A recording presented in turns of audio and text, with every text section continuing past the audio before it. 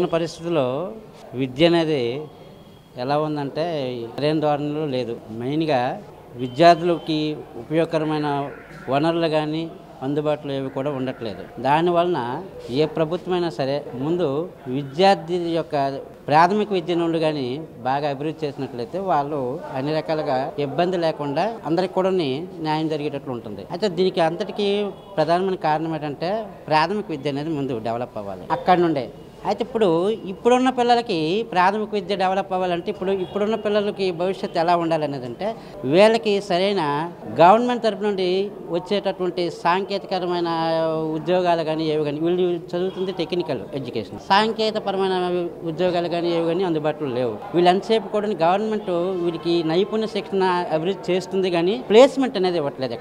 ఎవరికి ఎక్కడ ప్లేస్మెంట్ ఏం జరగట్లేదు. నైపుణ్యం అనేది బాగానే ఇస్తుంది, అన్ని ఆస్పెక్ట్లో అభివృద్ధి చేస్తుంది. కానీ ఎంతమందికి చేస్తుంది? ఒక 100 మందికి సెక్షన్ ఇస్తుందంటే అందులో 10 మందికి ప్లేస్మెంట్ ఇస్తే మిగతా 90 మంది ఉండిపోతున్నారు. నా ఉద్దేశం ఏంటంటే తీసుకునేటప్పుడే వాళ్ళకి సరిగా ఒక 30 మంది 40 మందికి తీసుకొని ప్లేస్మెంట్ ఇచ్చే ఏర్పాట్లో ఆ దిశగా పయనిస్తున్నట్టు సెక్షన్ ఇచ్చి వాళ్ళకి ఉపాధి కల్పిస్తే బాగుంటుందని నా ఉద్దేశం. మెయిన్గా ఈ విద్యార్థులకి వీళ్ళు ఏంటంటే కేవలము చదువుతున్నాము సర్టిఫికేట్ హోల్డర్లు వీళ్ళు ఉంటున్నారు.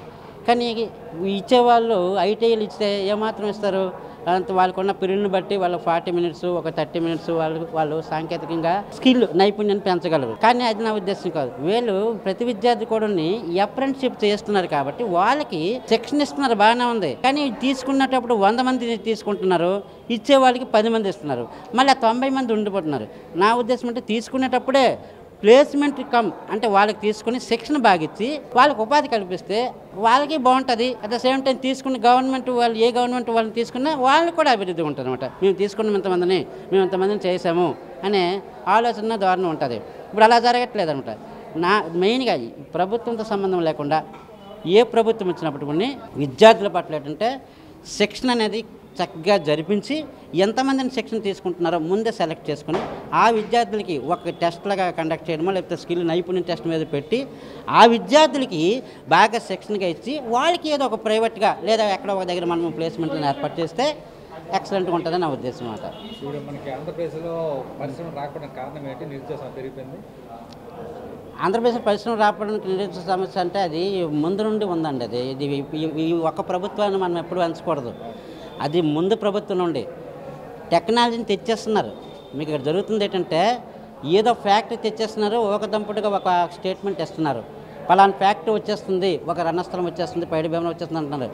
కానీ ఆ ఫ్యాక్టరీలో ఉండేటువంటి వాళ్ళకి మన లోకల్గా ఎంతమంది తీసుకుంటున్నారు అనేది ఒక ఫ్యాక్టరీ మన లోకల్కి మన జిల్లాలో వచ్చిందంటే ఆ ఫ్యాక్టరీలోని లోకల్కి ఎంతమంది పనిచేస్తున్నారు అది తీసుకోవాలి ముందు. అలా కాకుండా ఓవరాల్గా పైనుండి వచ్చేస్తున్నారు. ఫ్యాక్టరీ అయితే మన జిల్లాలో ఉంటుంది, పనిచేసే వాళ్ళు హైదరాబాద్ విజయవాడ అటు నుండి వస్తున్నారు. మరి అక్కడ లోకల్గా ఉంటుంది, అది ఉండదు కదా లోకల్ అనేది. అటువంటిప్పుడు నిరుద్యోగం అనేది మరి తేలదు, ఇక్కడే ఉంటుంది. వీళ్ళు ఎక్కడే ఉంటున్నారు, పనిచేసే వాళ్ళు వేరే వాళ్ళు వస్తున్నారు. అటువంటిప్పుడు మరి దానికి ఇది ఉండదు. గవర్నమెంట్లో చంద్రబాబు నాయుడు చేసినంత మన జగన్మోహన్ ప్రభుత్వం లేదు కదా. అంటే ఆయనను మా స్కిల్ డెవలప్మెంట్కి ప్రత్యేకంగా తీసుకుంటే సంస్కరణలు అనేవి ఇప్పుడిప్పుడు మారుతున్నాయి, కొద్ది మారుతున్నాయి. ఇంతకుముందు కంటే బాగుందని అనడం లేదు, కానీ ఇంతకుముందువి మామూలు కొంతవరకు ఉండేవి. ఆ సంస్కరణలు ఎలా ఉండేవంటే పేపర్ వరకు వారికి ఉండేవి, ఇంప్లిమెంటేషన్ వచ్చేసరికి ఇబ్బందికరంగా ఉండేవి.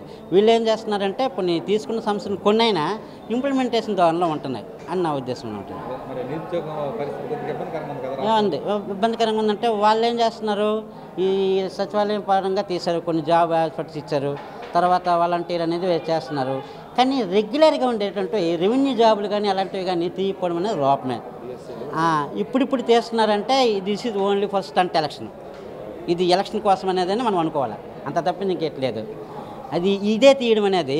ఇప్పుడు నువ్వు తీసిన 100 పోస్టులు నువ్వు ఇయర్కు 20 పోస్టులు తీసుకొచ్చినా ఒక 5 సంవత్సరాలు 5 వాళ్ళు 100 అయ్యాను. కానీ ఇదేం చేస్తున్నాడు, ఇప్పుడే 100 తీస్తున్నాడు అంటే this is only for stunt election. ప్రభుత్వానికి అంజనే అంటే మనం డెవలప్మెంట్ అవ్వాలంటే గ్రౌండ్ లెవెల్లో డెవలప్మెంట్ అవ్వాలి. అవి ఏ గవర్నమెంట్ అయినా కూడా బేసిక్ నుండి ఎవరు వెళ్తారో వాళ్ళే సక్సెస్ఫుల్గా రాణించగలుగుతారు. ఇందులో ప్రత్యేకించి డెవలప్ అనేది ఏమి ఉండదు. అది అంటే సామాన్య మానవుడికి పేదవాడికి వాడికి ఇప్పుడు గత ప్రభుత్వాలు ఏం చేస్తాయంటే సాంకేతికపరంగా ఇప్పుడు మా ఊర్లో ఒక పేదింటోడు ఉంటాడు, వాడికి ఇల్లిటరేట్ నిరక్షరాస్యత పర్సన్, అలాంటి వ్యక్తి ఆడికి టెక్నాలజీని కంప్యూటర్ ఇస్తాడు, ఏం చేయలేడు కదా.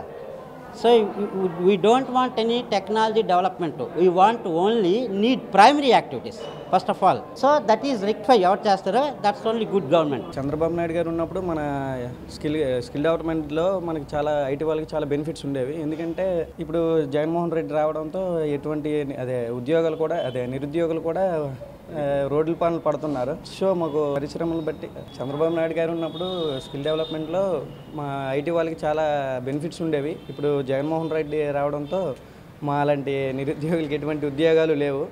సో మళ్ళీ ఉద్యోగం కోసం మేము ఉద్యోగుల కోసం ఇట్లా రోడ్ల పైన పడి వెతుకుతున్నాం, వేరే రాష్ట్రాలకు పోతున్నాం. మాకు చంద్రబాబు నాయుడు గారు రావాలని కోరుకుంటాం. ఎందుకంటే అప్పట్లో ఉన్నప్పుడు మాలాంటి ఐటీ వాళ్ళకి చాలా బెనిఫిట్స్ ఉండేవి, ఇప్పుడు అటువంటి ఏం లేవు. అందుకే అతను వస్తారని కోరుకుంటాం. జగన్మోహన్ రెడ్డి గారు ఉన్నారు కానీ తొలిలో చాలా బాగుండేది. ఇప్పుడు ఐటీ వాళ్ళు మేము ఉన్నాం నిరుద్యోగులంగా, మాకు ఇప్పుడు ఉద్యోగాలు లేకుండా ఇలాగ పక్క రాష్ట్రాలకు వెళ్ళిపోతున్నాం.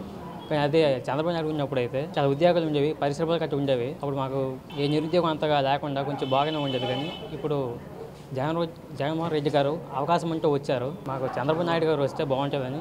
కానీ మళ్ళీ కొంచెం ప్రజలు ఇప్పుడు ఏం తెలియకుంటుంది. ఇప్పుడు జగన్మోహన్ రెడ్డి గారు ఉన్నారు కానీ నవరత్నాలని ఇంకా ఏవో పథకాలు పెట్టారు, కానీ పరిశ్రమ లేకుండా ఏమీ లేకుండా చేస్తారు. ఇప్పుడు చంద్రబాబు నాయుడు గారు వచ్చి మాకు కొంచెం సపోర్ట్ చేసి చాలా బాగుంటుందని కోరుకుంటాను.